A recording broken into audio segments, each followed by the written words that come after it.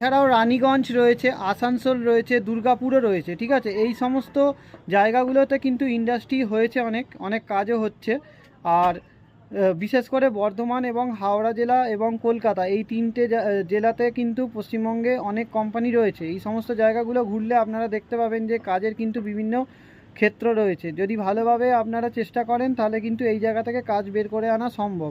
তাই এই সমস্ত জায়গাগুলোর যে সমস্ত কোম্পানি রয়েছে সেই সমস্ত কোম্পানিগুলো আপনারা একটা শর্টলিস্টেড করুন। শর্টলিস্টেড করে কিন্তু সেই জায়গাগুলোতে আপনারা ইন্টারভিউ দিন বা সেখানে কাজের জন্য যোগাযোগ করুন, তাহলে কিন্তু পাবেন।